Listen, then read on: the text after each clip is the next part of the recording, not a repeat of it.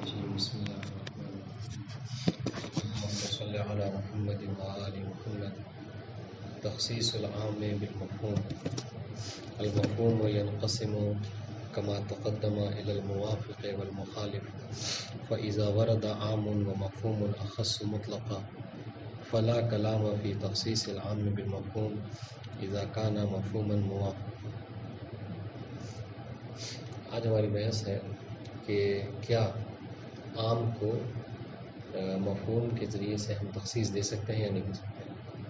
اس کا مطلب یہ ہے کہ اب تک جتنی گفتگو ہو رہی تھی تخصیص کے حوالے سے وہ عام کو منطوق کے اعتبار سے تخصیص دینے کی بات تھی، ہے نا.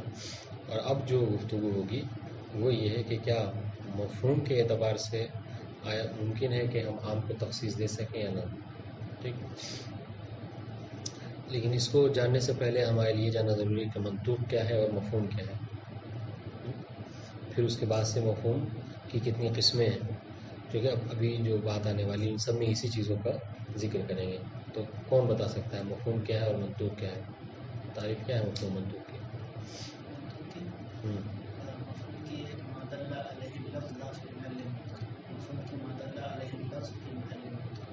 پھر سے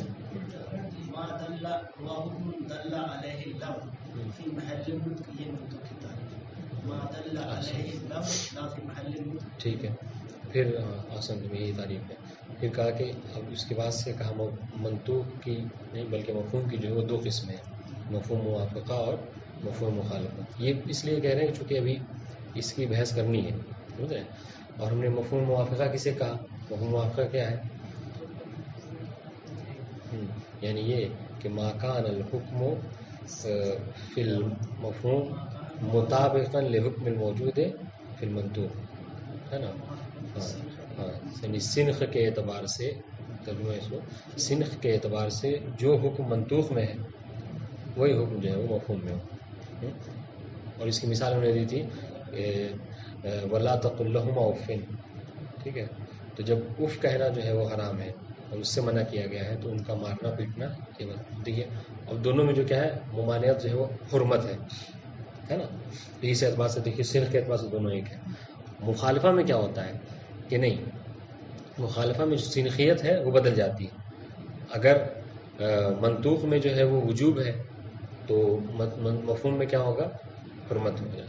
ٹھیک ہے. تو اس میں مخالفت یعنی سنخ کے اعتبار سے تبدیلی آ جائے گی. بہرحال تو ابھی محل کلام کیا ہے؟ محل کلام یہ کہ اب تک ہم جو بتا رہے تھے آپ کو وہ عام کو تخصیص دینا تھا منطوق کے اعتبار سے. اب سوال یہ ہے کہ کیا مفہوم کے اعتبار سے ہم عام کی تخصیص کر سکتے ہیں یا نہیں کر سکتے. ٹھیک ہے. ایک بات، لیکن اس سے پہلے ایک تھوڑا ضروری نقطہ ہے اور وہ یہ کہ ہم جو کہتے ہیں کہ عام کو تخصیص دینا ہے نا، عام پہ تخصیص وارد ہو گئی یا عام جو ہے وہ خاص ہو گیا، اس کا مطلب کیا ہے؟ آپ کیا کہنا چاہتے ہیں؟ اس کا مطلب یہ ہے تو سمجھیے گا. اس کا مطلب کیا ہے؟ اس کا مطلب نہیں، آپ یہ کہنا چاہتے ہیں کہ جو خاص ہے وہ مقدم ہے عام کے اوپر. یہ کیا آپ نے، ہے نا. یعنی ایک جملہ عام تھا اور ایک جملہ خاص تھا. جب آپ نے کہا کہ یہ جملہ جو خاص ہے وہ تخصیص بن رہا ہے کس کے لیے؟ عام کے لیے. تو اس کا مطلب کیا ہے کہ آپ خاص کو زیادہ اولا سمجھ رہے ہیں، آپ خاص کو مقدم کر رہے ہیں عام کے اوپر. یہ ہوتا ہے. یہی وجہ ہے ہم پڑھا ہوگا، ہم لوگوں نے پڑھا تھا، بالکل یقیناً پڑھا تھا کہ جب دلیل دی تھی کہ آخر کیا وجہ ہے کہ ہم خاص کو مقدم کرتے ہیں عام کے اوپر، تو نے کیا کہا تھا کہ چونکہ خاص جو ہے وہ کیا ہے؟ نص ہے، اظہر ہے، اور عام جو ہے کیا ہے؟ ظاہر ہے. اور نص جو ہے وہ ظاہر کے اوپر مقدم ہوتا ہے. واضح ہے. تو یہ نقطہ بہت ضروری ہے کہ خاص کو مقدم کرنے کا مطلب کیا ہے کہ چونکہ وہ نص ہے، اظہر ہے، واضح وہ مفسر ہے عام کے لیے. ٹھیک ہے. آپ کہا گیا کہ اکرم العلماء الا الفساق منهم، ہے نا. اگر آپ صرف اکرم العلماء کو دیکھیں اور الا الفساق کو چھوڑ دیں تو کیا ہے مطلب؟ اب یہاں پہ علماء میں سب شامل ہیں، لیکن جب الا الفساق کہا تو اب علماء سے آپ کیا مراد دینا چاہ رہے ہیں؟ یہ فساق کی تشریح کی. فساق نے آ کر بتایا کہ نہیں، ہم ہر عالم کا احترام نہیں چاہتے بلکہ فقط اور فقط عادل کا احترام چاہتے ہیں. تو یہ مفسر ہوا کہ نہیں ہوا؟ بالکل ہوا. واضح. تو اب آئیے سوال کیا کہ ہم مفہوم کے ذریعے سے وہ تخصیص کر سکتے ہیں عام کی نہیں کر سکتے؟ انہوں نے کہا اب یہاں پہ آپ سوال کریں گے کہ حضور آپ کہہ رہے ہیں کہ مفہوم کی تخصیص کون سے مفہوم آپ بنا دے رہے ہیں؟ چونکہ مفہوم کی تو دو قسمیں ہیں، موافقہ ہے اور مخالفہ ہے نا. تو یہ کہہ رہے ہیں کہ ہمیں آپ دونوں اعتبار سے بتائیے، ہم آپ کو دونوں طرف سے دونوں اعتبار سے سمجھائیں گے کہ آپ مفہوم موافقہ کے ذریعے تخصیص کر سکتے ہیں یا نہیں، اور مفہوم مخالفہ کے ذریعے تخصیص کر سکتے ہیں یا نہیں. تو سب سے پہلے آئیے مفہوم موافقہ، ٹھیک ہے، اس سے تخصیص کر سکتے ہیں نہیں؟ تو کہنے کہ جی ہاں، اگر مفہوم موافقہ ہے، ٹھیک ہے، کہ جس کو کیا کہتے ہیں، اس کا دوسرا نام کیا ہے؟ فحوى الخطاب، دلیل الخطاب، ہے نا. کہہ رہے اس کو مفہوم موافقہ کے ذریعے سے عام کی تخصیص ہوتی ہے. کہہ رہے اس میں کوئی اختلاف نہیں ہے، سب اس کو تسلیم کرتے ہیں. کیوں؟ دلیل کیا ہے؟ دلیل یہ ہے کہ مفہوم موافقہ جو نکلتا ہے وہ منطوق کلام سے ہی نکلتا ہے، سمجھ رہے ہیں؟ وہ منطوق کلام سے. اور آپ نے کیا کہا کہ منطوق سے جو ہے وہ عام کی تخصیص ہو جاتی ہے. تو جب منطوق سے ہوتی ہے تو جو اسی سے نکلا ہوا ہے یعنی مفہوم موافقہ اس سے بھی ہو جائے گی، اس میں کوئی اختلاف نہیں. واضح انشاءاللہ. ہاں، اہم جو مسئلہ جو خلاف ہے وہ کیا ہے کہ آیا مفہوم اس کی مثال دے دیں. مفہوم موافقہ کی انہوں نے دی ہے، کہا گیا اوفو بالعقود، یہ مفہوم موافقہ کی مثال ہے. اوفو بالعقود، یہ جملہ عام ہے خاص ہے؟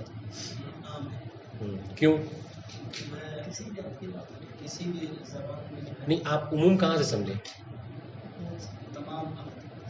الف لام جو ہے وہ اس پہ جمع محلہ باللام ہے، ٹھیک ہے. اب دیکھیے تو اب یہ تمام وقت کو شامل ہے، جیسا کہا کیا یعنی عربی زبان میں ہو، فارسی زبان میں ہو، اردو کسی بھی زبان میں ہو، ہر عقد کی آپ کو وفا کرنی ہے. واضح ہوگی بات؟ تو یہ عام ہو گیا. اس کے بعد کہا کہ ایک اور جملہ آتا ہے، وہ کیا آتا ہے کہ اعتبار صیغۃ الماضی فی العقد. ہاں، کہا کہ نہیں، آپ ایسے عقد کی جو ہے وفا کیجئے کہ جو صیغہ ماضی میں ہو، ٹھیک ہے. تو اگر کوئی شخص یہ کہہ رہا ہے کہ صیغہ ماضی میں عقد کا ہونا ضروری ہے تو اس کا مطلب کیا ہے؟ مضارع میں نہیں ہوگا، ہے نا، یہ چھوڑیے. لیکن صیغہ ماضی میں ہونے کا مطلب کیا ہے کہ وہ بطریق اولا عربی زبان میں ضروری ہے ہونا. کیوں؟ اس لیے کہ ماضی اور مضارع یہ کس کی وہ ہے؟ فرع ہے، یہ عربی لغت کا فرع ہے. واضح؟ تو یہ دیکھیے اولویت آ رہی ہے نا. آپ نے کہا کہ عقد کے لیے ضروری ہے کہ وہ صیغہ ماضی میں ہو. واضح؟ تو جب صیغہ ماضی کی آپ شرط لگا رہے ہیں اس کا مطلب کیا ہے کہ آپ بدرجہ اولا یہ کہنا چاہ رہے ہیں کہ عربی زبان میں وہ عقد ہونا چاہیے، اس کی وفا کریں. واضح ہوگی بات؟ اب آئیے اس کے بعد دوسری جو وہ ہے، کیا مفہوم مخالف کے ذریعے سے ہم اس کی تخصیص کر سکتے ہیں نہیں کر سکتے؟ اس میں جو ہے وہ اختلاف ہے. اس کی مثال انہوں نے یہ دی ہے کہ ان الظن لا یغنی عن الحق شیئا. ٹھیک ہے، یہاں پر عموم کیسے ہے؟ عموم جو ہے وہ الظن کے اوپر ہے. تو الف لام مفرد محلہ باللام ہے، ٹھیک ہے، یعنی ہر طرح کا ظن. دیکھیے گا عموم ایسے ہر ظن جو ہے کیا ہے وہ حق کے مقابلے میں جو ہے وہ کافی نہیں ہوتا. اب یہ کہہ رہے ہیں کہ یہ جو ہے کہا جا رہا ہے جب کوئی بھی ظن ہو، چاہے وہ کسی مومن کا ظن ہو، فاسق کا ظن ہو. اب ایک تو یہ عام ہو گیا، اور اس کے بعد ایک آیت آئی ہے ان جاءکم فاسق بنبأ فتبینوا، سورہ حجرات کی آیت ہے، تاکہ اگر کوئی فاسق کوئی خبر لاتا ہے تو آپ کو جستجو کرنی ہے اس کی خبر میں. ٹھیک ہے، یہ مفہوم نہیں ہے، یہ کیا ہے؟ منطوق کلام ہے. اس سے ایک مفہوم نکلے گا، اس سے مفہوم نکلے گا. وہ کیا؟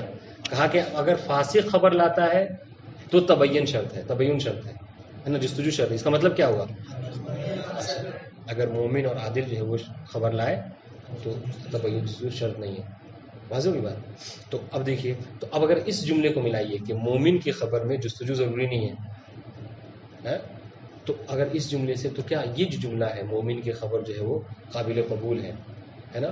تو یہ جو جملہ ہے کیا وہ قائم مقام ہو سکتا ہے ان الظن لا یغنی عن الحق شیئا؟ یہ جو کہا جا رہا ہے کہ کسی طرح کا ظن جو ہے وہ کیا ہے وہ حق کے مقابلے میں قبول نہیں کیا جاتا. لیکن اگر اس جملے کا جو دوسری والی آیت ہے اگر اس کا مفہوم نکال رہے ہیں آپ تو اس سے کیا کہنا چاہ رہے ہیں آپ کہ آپ مومن کی بات کو قبول کر سکتے ہیں.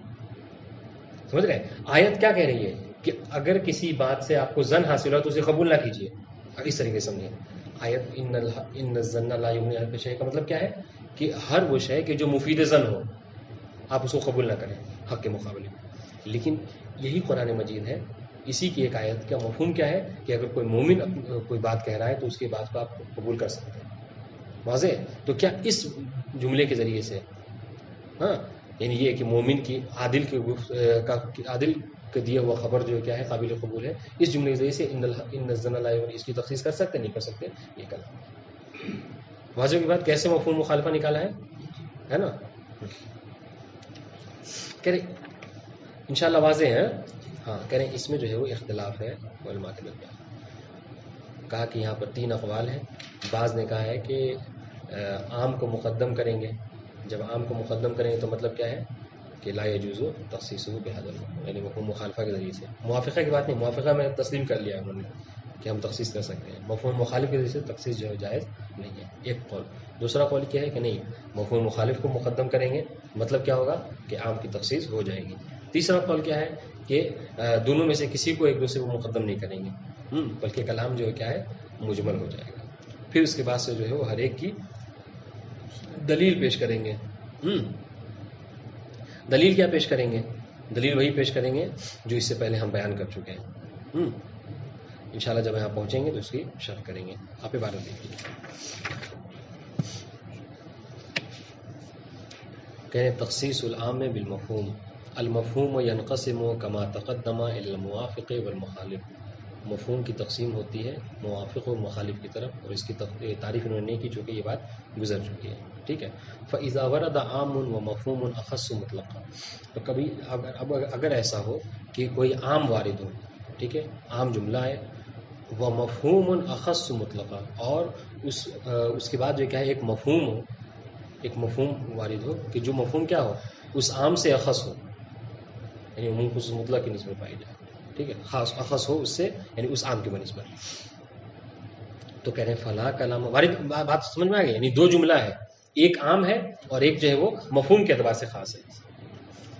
فلا کلام فی تخصیص العام بالمفہوم اذا کان مفہوما واضحا. دیکھیے یہاں پہ کیا کہہ رہے ہیں, لا کلام, یعنی مطلب کیا, یعنی لا خلاف بین العلماء و بین الاصولیین. علماء میں کوئی اختلاف نہیں ہے اس حوالے سے کہ اگر مفہوم جو خاص ہے عام کے بعد آیا ہوا ہے, اگر وہ مفہوم موافقہ ہے, فحوى الخطاب ہے, تو ہم اس سے تخصیص کر دیں گے. ٹھیک ہے. مثال ہو, آپ مثال دیکھیے, قوله تعالی اوفوا بالعقود. جب سمجھیں ہم کہ ہر طرح کے عقد کے, تو دیکھیے فإنه عام, یہ جو جملہ ہے, یہ جو قول ہے پروردگار کا, یہ کہہ رہے ہیں یہ عام ہے. کیسے عام ہے؟ یشمل کل عقد یقع باللغة العربیہ وغیرہ. عموم اس طریقے سے ہے کہ یہ ہر عقد کو شامل ہے, چاہے وہ عقد زبان عربی میں ہو یا غیر عربی میں. واضح, سب کو شامل ہے. اس طرح سے یہ عمومیت پائی جاتی ہے اس میں.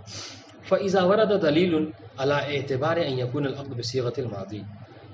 اور اگر مان لیجیے جیسا کہ ہم پڑھتے ہیں اس میں عقد میں کہ عقد کے لیے شرط ہے کہ وہ اس میں صیغہ ماضی میں ہو, ہے نا.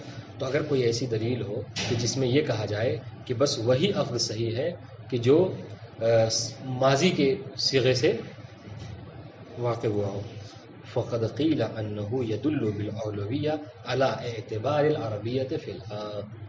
تو ماضی کی شرط لگانا اس بات کی دلیل ہے کہ بدرجہ اولا سامنے والا چاہتا ہے کہ وہ عقد جو ہے وہ عربی زبان میں واقع ہوا. کیوں؟ اس لیے کہ بنا عربی زبان کے فعل ماضی نہیں آ سکتا. واضح, چونکہ ماضی مضارع امر یہ عربی زبان میں اس کی تقسیم ہوتی ہے فعل کی. لأنه دیکھیے گا لأنه لما دل على عدم صحت العقد بالمضارع من العربیہ. دیکھیے وہ جو سامنے والا آپ کو کہہ رہا ہے کہ وہی عقد درست ہے, وہی عقد صحیح ہے جو فعل ماضی میں. اس کا مطلب کیا ہے؟ وہ یہ کہنا چاہ رہا ہے کہ فعل مضارع میں اگر عقد کوئی کر رہا ہے تو اس کا صحیح نہیں ہے نا. فلئن لم يصح من لغة أخرى فمن طريق أولى. ٹھیک ہے. تو کہنے کہ جب عربی زبان میں, سنیے, جب عربی زبان کے فعل مضارع سے عقد درست نہیں ہے تو پھر دوسرے زبان سے بدرجہ اولا درست نہیں ہے, صحیح نہیں. یہ اولویت مفہوم یعنی فحوى الخطاب. ولا شک ان مثل هذا المفہوم ان ثبت فانه يخصص العام المطلق. کہنے کو اس میں کوئی اختلاف نہیں کہ اگر اس طرح کا مفہوم ثابت ہو جائے, یعنی مفہوم اولویت, مفہوم موافقہ, تو کہنے کہ اس میں کوئی اختلاف نہیں ہے کہ یہ عام کو کیا کرے گا, تخصیص دے دے گا. ہاں اب دلیل سنیے. اب اگر آپ سے کوئی کچھ نہیں ان میں سے مطلب اتنا ہم نے پڑھا کوئی سوال نہیں کرے گا، سامنے والا اگر چھوٹا سا سوال آپ سے بس یہ کر لے کہ کیا دلیل ہے کہ مفہوم موافق ٹھیک ہے عام کی تخصیص کرنے کا، بس یہ کر لیں ما هو دلیل علی ان المفہوم الموافق یخصص العام. یہ مفہوم سوال کر کے آپ کو چھوڑ دیا، آپ کو کیا کرنا ہے بس یہ والا جملہ اس کا جواب بھی لکھنا ہے. ٹھیک ہے بڑی کہ اس کو لکھ کے خاموش نہیں ہو جانا ہے، تھوڑی سی تشریح کرنی ہے. لأنه دیکھیے کن نس، اس لیے کہ جو مفہوم موافق ہوتا ہے وہ کیا ہے نس کی طرح ہے ہاں. او اظہر من عموم العام، ٹھیک ہے، اور عام جو ہے وہ ظاہر ہے اور یہ اظہر ہے. ٹھیک ہے، اور فیقدم علیہ، تو ہم نے کیا پڑھا ہے کہ جو اظہر ہوتا ہے وہ ظاہر کے اوپر مقدم ہوتا ہے، جو نص ہے وہ ظاہر کے اوپر مقدم ہے. واضح؟ اب آئیے یہ تو بات ہو گئی، اس کا خلاصہ کیا ہوا؟ خلاصہ یہ ہوا کہ مفہوم موافقہ کے ذریعے سے عام کی تخصیص کے ہونے میں کوئی اختلاف نہیں ہے، سب اس کو قبول کرتے ہیں. اب آئیے وہ امت تخصیص و بالمفہوم المخالف، لیکن کیا مفہوم مخالفہ کے ذریعے سے عام کی تخصیص ہوتی ہے یا نہیں؟ سب سے پہلے اس کی مثال ملاحظہ کریں. فمثالہ قولہ تعالی ان الظن لا یغنی عن الحق شیئا. ٹھیک ہے، الدال، دیکھیے الدال بعموم ہی، عمومیت کہاں ہے اس عبارت میں، اس آیت میں کہہ رہے ہیں کہ علی عدم اعتبار کل ظن حتی الظن الحاصل من خبر العادل. کہہ رہے ہیں عمومیت یہ ہے کہ ہر طرح کا ظن جو ہے کیا ہے قابل قبول نہیں ہے، چاہے وہ ظن خبر عادل ہی کے ذریعے سے کیوں نہ حاصل ہو، کوئی مومن ہی آپ کو خبر کیوں نہ دے رہا ہو، لیکن پھر بھی اس کے ظن جو ہے وہ کیا ہے مغنی عن الحق نہیں ہے. واضح؟ لیکن اس کے بعد ہم دیکھتے ہیں وقد وردت آیات اخرى ہی ان جاءکم فاسق بنبأ فتبینوا. تو یہ آیت نہیں دلالت کر رہی، یہ آیت نہیں تخصیص دے گی، لیکن اس آیت یہ جو منطوق ہے اس کا ایک مفہوم نکلے گا. وہ کیا کہ ان جاءکم عادل بنبأ فلا تبینوا. یہ جو وہ ہے مفہوم ہے الدال بمفہوم الشرط. دیکھیے ان چونکہ ان ہے، ان شرطیہ ہے، یہ مفہوم شرط ہے. علی جواز الاخذ بخبر غیر الفاسق بغیر تبین، یہ جملہ وہ ہو گیا مفہوم ہو گیا. تو کیا اس کے ذریعے سے ہم اس کی تخصیص کر سکتے ہیں؟ نہیں کر سکتے، اس میں اختلاف ہے. فهل يجوز تخصيص ذلك العام بهذا المفهوم المخالف، بهذا المفهوم یہ والی اوپر میں جو عبارت لکھی ہے. ٹھیک ہے کریں، دیکھیے اب یہاں پہ سمجھنے کی بات ہے. کہنے فقد اختلفوا على اقوال، وہاں پہ کیا تھا مفہوم موافق میں کہنے فلا کلامہ یعنی فلا خلاف، لیکن یہاں پہ کہہ رہے فقد اختلف، تو اختلاف مفہوم مخالفہ میں ہے. تو اگر سامنے والا سوال بھی کرنا چاہے تو اس میں سے سوال آپ سے اس والی بات کو پوچھے گا، جس میں جو خلافی بات ہوتی ہے وہ عام طور سے پوچھا جاتا ہے، کیونکہ وہ تو آپ کو بس ایک مرتبہ میں یاد ہو جائے گی. لیکن اس میں کتنے اقوال ہیں، کس نے کیا کہا ہے، اس کی دلیل کیا ہے، سب ہر ایک کی یہ سوال بن سکتا ہے. سنیے فقط قیل، تین اقوال ہیں. فقط قیل بتقدیم العام ولا يجوز تخصیصه بهذا المفہوم. ایک قول یہ ہے کہ ہم عام کو مقدم کریں گے اور اس کا تخصیص کرنا عام کا اس طرح کے مفہوم سے. کون سے مفہوم؟ دیکھیے المفہوم کا ہے، یعنی اب ہماری بات مفہوم موافقہ میں نہیں ہو رہی ہے، مخالفہ میں. تو یہاں پہ المفہوم سے مراد آپ یہاں پہ وہی مفہوم مخالفہ لیجیے گا. ٹھیک ہے، بہذا مفہوم، اس مفہوم مخالفہ سے آپ عام کی تخصیص نہیں کر سکتے. اچھا جب نہیں کریں گے تو مطلب کیا ہے کہ عام مقدم ہوگا. اس لیے ہم نے ابتدا میں ہی جب شرح کی تو ہم نے ایک جملہ کہا تھا کہ تخصیص مطلب کیا ہے، تخصیص کرنے کا مطلب جس چیز سے آپ خاص کو سے اگر آپ تخصیص کر رہے ہیں عام کی تو گویا کہ آپ خاص کو مقدم کر رہے ہیں، ہے نا. اگر عام اور خاص دونوں وارد ہوئے ہیں اور آپ خاص کے ہوتے ہوئے عام کو تخصیص نہیں کر رہے ہیں، اس کا مطلب کیا ہے کہ عام کو مقدم جان رہے ہیں، ہے نا. اس دیکھیے وہی عبارت اس کی تائید ہے میری بات کی. فہل عفوا ولا يجوز تخصیص بهذا، ہاں دیکھیے فقط قیل بتقدیم العام، کہ عام کو مقدم کریں گے، مطلب کیا ہے لا يجوز تخصیص، اس کو تخصیص نہیں کریں. وقد قیل بتقدیم المفہوم، کہ ہم کیا کریں گے مفہوم کو مقدم کریں گے، مطلب کیا ہے یعنی اس کی تخصیص دے دیں گے. وقیل ایک تیسرا قول بعدم تقدیم احدہما علی الاخر فیبقى الکلام مجملا، کہ دونوں میں سے کسی کو مقدم نہیں کریں گے. کلام جو ہے مجمل ہو جائے گا، نہیں سمجھ میں آئے گا، اس کے لیے الگ سے ایک دلیل کی ضرورت ہوگی.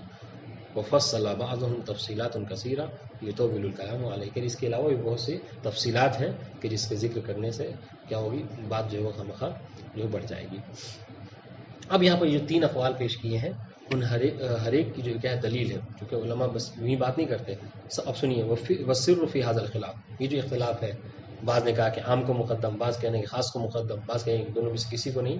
اس کی دلیل سنیے. أنه لما كان ظهور المفهوم المخالف ليس من القوة بحيث يبلغ درجة ظهور المنطوق أو المفهوم الموافق. ہاں اس کی وہ سن لیں. ہم اگر کسی، حالانکہ یہ بات گزر چکی ہے، زیادہ دیر نہیں کریں گے. ہم نے کہا کہ اگر آپ کسی کو مقدم کر رہے ہیں، ہے نا، ہم نے کہا کہ آپ جو خاص ہے اس کے ذریعے سے عام کی تخصیص کر دیں گے. تو یہ جو تقدیم کی وجہ کیا ہے، جیسا کہ ہم نے پڑھا، تقدیم کی وجہ یہ ہے کہ چونکہ جو خاص ہے اس کے اندر قوت پائی جاتی ہے، اس کی دلالت جو ہے وہ قوی ہے بنسبت کس کے، عام کے. ٹھیک ہے، تو خلاصہ کلام یہ ہو گیا کہ عام اور خاص اگر دونوں وارد ہوئے ہوں تو ان دونوں میں سے جس کی دلالت اقوا ہو اس کو جو ہے وہ ترجیح دے دیں گے. ٹھیک ہے، اسی وجہ سے ہم نے کیا کہا ہے.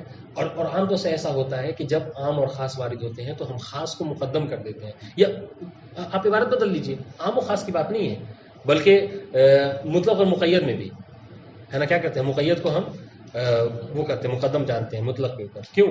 اس لیے کہ ان کی دلالت جو ہے وہ اقوا ہوتی ہے بنسبت مطلق کے. سمجھ رہے ہیں؟ تو کہہ رہے دونوں میں سے جس کی دلالت اقوا ہو اس کو مقدم کریں گے. ٹھیک ہے، تو اب یہاں پہ دیکھیے، تو آخر کیا وجہ ہے کہ مفہوم موافقہ میں بلا کلام بلا خلاف سب نے تسلیم کر لیا کہ تخصیص ہو سکتی ہے، لیکن مفہوم مخالفہ میں اختلاف ہو گیا. اس کی وجہ سنیے، وجہ یہ ہے کہ مفہوم موافقہ وہ ہے کہ جس کے اندر قوت پائی جاتی ہے. دیکھیے جب قوت پائی ہے جبھی تو آپ اس کو مفہوم اولویت کہتے ہیں، ہے نا. اولویت تو آپ کسی ضعیف کو نہیں دے سکتے، لیکن جب مفہوم مخالفہ تو کہتے دیکھیں ہمارے پاس تین چیزیں ہیں. ایک جو ہے وہ منطوق ہے، ایک مفہوم موافقہ ہے، اور ایک مفہوم مخالفہ ہے. دیکھیے گا، مفہوم منطوق، مفہوم موافقہ اور مفہوم مخالفہ. کہہ رہے منطوق جو ہے وہ ہوتا ہے، کیا کہتے ہیں، منطوق کی دلالت جو ہے وہ اقوا ہوتی ہے، اس میں کوئی وہ نہیں، اختلاف نہیں ہے. مفہوم اور منطوق اگر دونوں وارد ہوں تو منطوق کا جو وہ ہے اقوا ہے. کیوں؟ اس لیے کہ منطوق وہ ہے کہ جو مانوطق یعنی متکلم کلام کر رہا ہے اور باقاعدہ وضاحت کے ساتھ وہ کہہ رہا ہے نا، اور آپ اس کی کہی ہوئی بات سے آپ ایک مفہوم نکالیں گے. ہو سکتا ہے کبھی صحیح نکالیں کبھی غلط نکالیں، لیکن جو نص ہے، جو کہتے ہیں نا کہ اگر کسی مسئلے پہ قرآن مجید کی صریح آیت آ جائے تو وہ زیادہ مطلب اس کی دلالت جو ہے وہ قوی ہوتی ہے. ٹھیک ہے، بہرحال کہہ رہے تین چیزیں ہیں، منطوق، مفہوم موافقہ اور مفہوم مخالفہ. کہہ رہے منطوق اور مفہوم موافقہ یہ دونوں جو ہے کیا ہے، قوی ہیں. یہ دونوں کی دلالت جو ہے وہ اقوا ہوتی ہے. کیوں؟ اس لیے کہ دونوں نص ہوتے ہیں. منطوق نص ہوتا ہے، اس میں کوئی اختلاف نہیں، کیونکہ وہی تو کلام متکلم اس کو کلام کے طور پہ پیش کرتا ہے. مفہوم موافقہ کیوں ہوتا ہے، ایسا ہوتا ہے کیونکہ مفہوم موافقہ وہ ہے کہ جو منطوق سے ہی اخذ کیا جاتا ہے. اور ہم نے کیا کہا ہے، ہم نے کہا ہے کہ تخصیص کے لیے ضروری ہے کہ وہ شے کیا ہو، اس کے اندر قوت پائی جاتی ہو. لیکن چونکہ مفہوم مخالفہ ان تینوں میں اضعف ہے نا، اس کی دلالت اتنی قوی نہیں ہے. بس یہی وجہ ہے کہ جو علماء کے درمیان جو ہے اس میں اختلاف ہو گیا کہ کیا ایسے شے کے ذریعے سے کہ جو جس کے اندر اتنی قوت نہیں پائی جاتی ہے. ابھی اس کے بعد جو بحث آ رہی ہے وہ بھی اسی طرح کی ہے. ایسی شے کے ذریعے سے کہ جس کے اندر قوت نہیں پائی، مفہوم مخالفہ، آپ کسی ایسے شے کو آپ تخصیص دے سکتے ہیں جس کے اندر قوت پائی جاتی ہے، جیسے منطوق کو. یہ اختلاف ہے. اب سنیے، والسر فی هذا الخلاف، عبارت سے زیادہ واضح ہو جائے گی بات. انه لما كان ظهور المفهوم المخالف ليس من القوة. دیکھیں جو مفہوم مخالفہ ہے اس کا ظہور جو ہے اتنا زیادہ قوی نہیں ہوتا، اس کے اندر قوت نہیں پائی جاتی. ٹھیک ہے، کتنی قوت؟ بحیث یبلغ درجۃ ظہور المنطوق اور المفہوم المخالف، یعنی تینوں کا ظہور ہے لیکن جو شدت مفہوم منطوق اور مفہوم موافقہ میں پایا جاتا ہے وہ جو ہے مفہوم مخالفہ میں نہیں. ٹھیک، یہ بات کا ترجمہ. وقع الكلام فی انہ اقوى من ظہور العام فیقدم الیہ. یہی وجہ ہے کہ یہاں پر اختلاف ہو گیا کہ آیا وقع الكلام انہ اقوى من ظہور العام، کہ یہ جو مفہوم مخالفہ ہے اس کا ظہور عام سے اقوی ہے یا نہیں ہے. اگر اقوی ہوگا تو اس کو مقدم کریں گے. او ان العام اقوی فهو المقدم، یا پھر یہ کہ نہیں اگر عام وارد ہوا ہو اور مفہوم مخالفہ وارد ہوا ہو تو عام کی دلالت جو کیا ہے اقوا ہے، تو کیا ہوگا جس کی دلالت اقوا ہوگی اسے ہم مقدم کریں گے. اور دیکھیے یہ دوسرا قول ہو گیا. پہلا دیکھیے سمجھیے عبارت سمجھیے، وقع الکلام فی انہ اقوى من ظہور العام فیقدم الیہ. اس میں اختلاف ہے کہ کیا مفہوم مخالفہ اس کی دلالت اس کا ظہور اقوا ہے عام سے یا نہیں ہے. اگر کہیں گے اقوا ہے تو آپ کیا کریں گے، مفہوم مخالفہ کو یعنی تخصیص دے دیں گے اس سے. تو یہ پہلا والا قول ہے. دیکھیے پہلا والا قول کیا تھا، قیل بتقدیم العام ولا يجوز تخصیص بهذا المفہوم. عفوا ان میں سے کوئی ایک قول یہ ہوگا چونکہ تینوں اقوال تھے. ہاں دوسرا ہو جائے گا، یعنی وہ لف و نشر مرتب کا خیال نہیں رکھا بہرحال، یعنی یہ ایک قول ہے اس میں سے. اور ان العام اقوا فهو المقدم، یا پھر یہ کہ یہ پہلا والا قول، یا پھر یہ کہ عام جو مقدم ہے، عام کی دلالت قوی ہے لہذا وہ مقدم ہو جائے گا، جو یہ پہلا والا. او انہما متساویان، یا پھر نہیں بلکہ قوت و ضعف کے اعتبار سے دونوں مساوی ہیں. جتنی قوت عام کے اندر ہے اتنی ہی قوت مفہوم مخالفہ کے اندر ہے. اس وجہ سے دونوں میں سے کسی کو مقدم نہیں کریں گے. یہ تیسرا والا واضح. فیضا فلا یقدم احدهما علی الاخر وان ذلك یختلف وان ذلك یختلف باختلاف المقامات. گرچہ یہ کیا ہو مقامات کے بدلنے سے اس کا قول بدل جائے. یعنی کیا مطلب، یعنی ہم نے کہا نا کہ جو مفہوم مخالفہ ہے، اب اس میں جو جتنے مفاہیم کی ہم نے بحث کی ہے، مفہوم شرط بس ہے نا غائب وغیرہ، کہنے کہ اب یہ اشارہ یہ جملہ اس بات کی طرف اشارہ ہے کہ کیا ہے، بعض کہا کہ نہیں مجمل ہو جائے گا، دونوں میں سے کسی کو مقدم نہیں کریں گے. ہاں ہم دیکھیں گے کہ جو مفہوم مخالفہ کی جو 6 قسمیں ہیں ان میں سے کس کا مفہوم ثابت ہے اور کس کا مفہوم ثابت نہیں. جس کا مفہوم ثابت ہوگا اس کو عام پر مقدم کریں گے، جس کا مفہوم ثابت نہیں ہوگا اس کو عام پر مقدم نہیں کریں گے. واضح. تو اقوال جو ہے وہ کیا ہے، مفہوم کے بدلنے سے بدل جائے گا. کیونکہ مفہوم شرط مفہوم رکھتا ہے لہذا کہیں گے وہ مقدم ہو جائے گا عام کے اوپر. مفہوم لقب اضعف المفاہیم ہے اس میں کہیں کہ یہ مفہوم یہ مقدم نہیں ہوگا عام کے اوپر. واضح انشاءاللہ یہ عبارت. اب آئیے سوال یہ، مصنف آپ نے کیا اختیار کیا ہے اس مسئلے میں. جو ہماری بات تھی کہ کیا مفہوم کے ذریعے سے عام کی تخصیص ہو سکتی یا نہیں ہو سکتی. مصنف کہہ رہے ہیں مفہوم مخالفہ کے ذریعے سے کہہ رہے ہیں والحق ان المفہوم لما كان اخص من العام حسب الفرض فهو قرینۃ عرفا علی المراد من العام. دیکھیے عام وہ مفہوم موافقہ تو کہہ دیا کہ بلا خلاف ہے. اب مصنف یہ بتا رہے ہیں کہ مفہوم مخالفہ کے ذریعے تخصیص ہو سکتی نہیں سکتی. ہم نے کیا اختیار کیا ہے، مصنف کہہ رہے ہیں کہ یہاں پر تخصیص ہو سکتی ہے مفہوم مخالفہ کے ذریعے سے. کیوں؟ دلیل سنیے کہ ان المفہوم لما كان اخص من العام. آپ یہ تو تسلیم کرتے ہیں کہ جو مفہوم مخالفہ ہے وہ اخص ہے کس سے، عام سے. جیسے ہم نے فرض یہ کیا ہے. اچھا جب وہ اخص ہے تو کیا ہوگا، فہو قرینۃ عرفا علی المراد من العام. تو کیا ہوگا، جو اخص ہے گویا کہ وہ قرینہ ہو جائے گا کس کے لیے، ذیل قرینہ کے لیے، عام کے لیے. عام گویا ذیل قرینہ ہے اور مفہوم مخالفہ قرینہ ہے. واضح. اور ہم دیکھیے اب ایک الگ سے ایک چیز جو اپنے ذہن میں رکھیے وہ کیا کہ ایک قرینہ آیا ذیل قرینہ کے لیے. ہم نے کیا کہا ہے، ہمارے پاس یہ ہوتا ہے کہ جو قرینہ ہوتا ہے وہ مفسر ہوتا ہے، مبین ہوتا ہے کس کے لیے، ذیل قرینہ کے لیے. ٹھیک ہے. ہمیں اب تک نہیں سمجھ میں آ رہا تھا کہ اکرم العلماء میں سب کا احترام کرنا ہے. ہم دیکھتے ہیں کوئی شرابی بھی ہے اس کا کیسے ہم احترام کریں، ہے نا، دھوکے باز بھی اس کا احترام کیسے کریں. لیکن جیسے کہہ دیا الا الفساق منهم تو ہم سمجھ میں آ گیا کہ نہیں ہر کا احترام نہیں کرنا ہے. واضح. تو جو ذیل قرینہ ہوتا ہے جو قرینہ ہوتا ہے وہ مفسر و مبین ہوتا ہے ذیل قرینہ کے لیے. اور مصنف کہہ رہے کہ آپ یہاں پہ یہ تسلیم کرتے ہیں کہ مفہوم مخالفہ ہی کیوں نہ ہو لیکن وہ کیا ہے، قرینہ ہے عام کے لیے.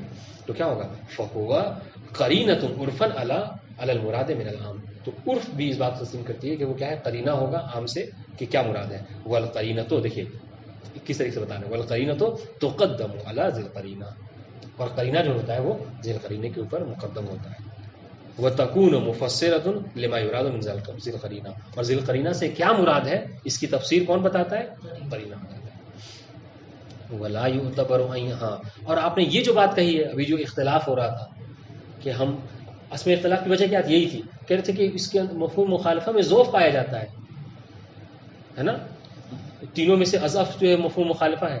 تو آپ جو چیز جو شے ضعیف ہے آپ اس سے کیسے اس کو مقدم کریں گے. کہہ رہے کہ یہ کوئی شرط ہی نہیں ہے کہ قوی ہونا شرط ہے. ولا یعتبر ان یکون ظہورها اقوى من ظہور ذی القرینہ. ہے نا. قرینہ کے لیے قرینہ کی تقدیم کے لیے ضروری نہیں ہے کہ وہ ذی القرینہ سے اقوا ہو. آپ یہی اصل دلیل تھی، مصنف کے ہم اسی دلیل پیش کر رہے ہیں. اصلاً یہ شرط ہی نہیں ہے کہ قرینہ ذی القرینہ سے کیا ہو، اقوا ہو. واضح، جو معیار تھا ملاک تھا اسی کو باطل کر دیا. نعم لو فرض ان العام كان نصا في العموم فانه يكون هو قرينة على المراد من الجملة ذات المفهوم فلا يكون له مفهوم حينئذ. ہاں لیکن اگر بات نص تک آ جائے، اور میں نے کیا کہا تھا، نص یعنی باقاعدہ عبارت ہو جائے، تاکہ اگر عام ایسا ہو کہ جو نص ہو، تو پھر کہتے ہیں کہ نص کے اوپر ہم کسی کو مقدم نہیں کر سکتے. تو کہتے ہیں اس کو یہاں تک ہم تسلیم کر دیں گے کیا کہ نعم لو فرض ان العام کان نصا فی العموم، اگر یہ کہا جائے کہ عام جو ہے وہ کیا ہے، نص کو عموم میں، فإنه يكون هو قرینہ. تو اب یہاں پر کیا ہے، اب اصل میں ہمیں مقدم تو بہرحال قرینے کو کرنا ہے، لیکن یہاں پر عام ہی قرینہ ہو جائے گا. ہاں پھر بھی ہم دیکھیے اپنے ملاک پر باقی ہیں کہ ہم نے ترجیح قرینہ کو ہی دی ہے. تو کیا وہی قرینہ ہو جائے گا کہ متکلم اپنے بیان سے کیا مراد لینا چاہ رہا ہے. من الجملۃ ذات المفہوم فلا یکون لها مفہوم حینئذ، تو اس وقت کیا ہے، اس کا مفہوم نہیں ہوگا. وہذا امر آخر، لیکن کہہ رہے یہ ایک الگ شے ہے. ہماری بات جو کیا ہے، نص سے ہٹ کر، جہاں پر آپ کو شک ہو رہا ہے کہ ہم اس کو مقدم کریں یا نہ کریں، تو وہاں پر ہم نے آپ کو حکم بتایا کہ اس کو مقدم کریں گے یا نہیں کریں گے. ٹھیک ہے، اس کو تھوڑا سا یہ کر لیتے ہیں، ابھی 5 منٹ ہے ہمارے پاس. کہہ رہے تخصیص الکتاب العزیز بخبر الواحد. جی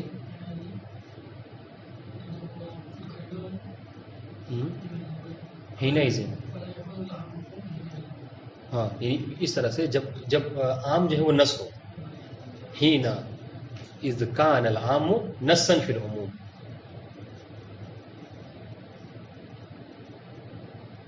تخصیص الکتاب العزیز بخبر الواحد.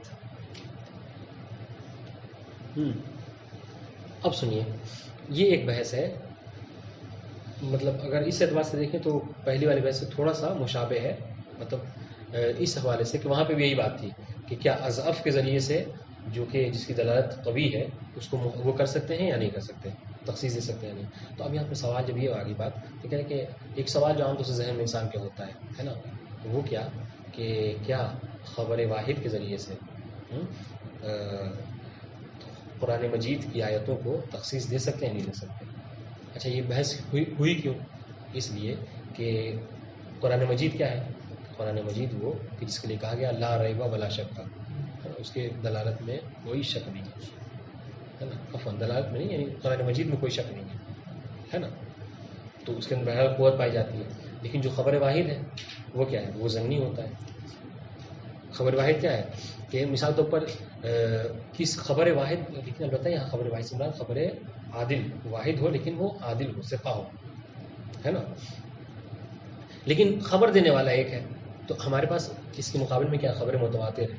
متواتر کس خبر کو کہتے ہیں؟ ایسی خبر، ایسی حدیث کہ جس کے نقل کرنے والے ہر زمانے میں اتنے زیادہ روات ہوں کہ ان کا مجمع علی الکذب ہونا، یعنی جھوٹ کے اوپر سب کا اکٹھا ہو جانا، یہ محال ہو. ایسی خبر کو کیا کہتے ہیں؟ خبر متواتر. اس کے مقابلے میں کیا آتا ہے؟ خبر واحد ہے. ہاں یعنی خبر دینے والا ایک ہے، لیکن اس ایک کے اندر ہی یعنی وہ اتنا زیادہ ثقہ ہے کہ سامنے والا اس کی خبر کو نہیں ٹھکرا سکتا. جس مثال طور پر خبر دینے والا زرارہ ہے، جس کی جو امام معصومی نے جو تعریف کی ہے نا، یا محمد ابن مسلم ثقفی ہے، اس طرح کے راوی ہیں.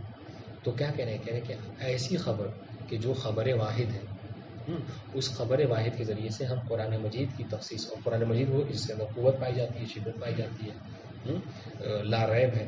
اور یہ کیا ہے؟ خبر واحد جس کے اندر ریب ہے، شک ہے، ہو سکتا ہے. بہرحال خبر واحد کتنی ہی کیوں نہ قوی ہو، خبر دینے والا کتنا ہی عادل کیوں نہ ہو، لیکن ہے تو بہرحال ظنون میں سے ہے. اور ہم نے کیا پڑھا ہوا، ان الظن لا یغنی من الحق شیئا. تو کیا ہم ایسی شے سے کہ جو ظنی ہے، ایسے شے کو کہ جو قطعی ہے، اس کو ہم تخصیص دے سکتے ہیں یا نہیں دے سکتے؟ یہ کلام، یہ گفتگو. کہہ رہے کہ مصنف کہہ رہے ہیں کہ عام طور سے اگر آپ دیکھیے جو پہلے مطلب جو مقدماتی طلاب ہوتے ہیں یا نئے اس موصول میں وارد ہوتے ہیں، اگر ان کو دونوں مطلب سمجھائیے کہ ایک طرف قرآن مجید ہے کہ جس کے لیے کہا گیا ذالک الکتاب لا ریب فیہ، ٹھیک ہے، اور ایک طرف وہ خبر دینے والا ہے کہ جو بس ایک ہے، پوری دنیا میں ایک اکیلا ہے، وہ کہہ رہا ہے کسی بات کو. تو ہم کیا کریں گے؟ اگر آپ اس کو یہ کہہ دیجئے کہ پھر بھی ہم اس ایک کی بات کو مان سکتے ہیں اور قرآن مجید کی عموم کو ہم تخصیص دے سکتے ہیں. اس کی مثال سن لیجیے. جیسے یہ کہا گیا قرآن مجید کی عام آیت ہے احل اللہ البیع وحرم الربا. سن رہے ہیں؟ قرآن مجید کی عام آیت ہے احل اللہ البیع وحرم الربا. اللہ نے بیع کو حلال قرار دیا ہے اور ربا کو حرام قرار دیا. یہ مطلب قرآن مجید کی آیت ہے. اب آئیے ایک خبر واحد آئی. خبر واحد آنے پر کیا کہا کہ لا ربا بین الولد والوالد. دیکھیے قرآن نے کیا کہا کہ ربا حرام ہے. خبر واحد آپ کے پاس آئی, اس نے کہا کہ باپ اور بیٹے کے درمیان میں کوئی ربا نہیں ہے. ٹھیک ہے, بیٹا اگر وقت ضرورت جو ہے وہ باپ کو 50 دے رہا ہے تو اس سے 100 لے سکتا ہے.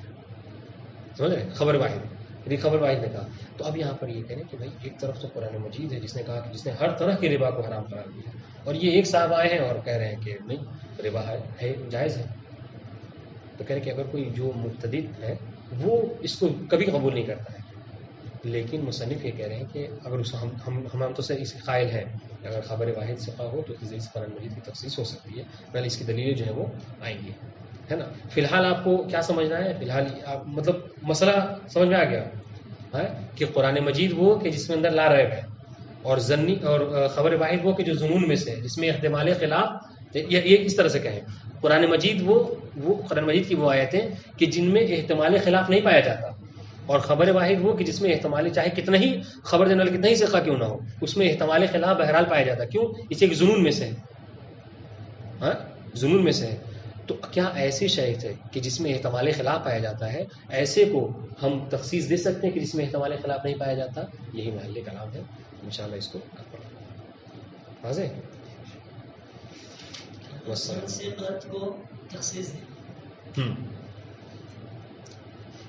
البتہ یہ اسی پر اشکال ہے اور اسی کو اس کو سمجھائیں گے کہ بہرحال اگر ظن رخت کی بات تو نہیں ہوتا, لیکن کہہ رہے ہیں کہ ٹھیک ہے قرآن مجید قطعی صدور تو ہے لیکن ظنی دلالہ ہے نا.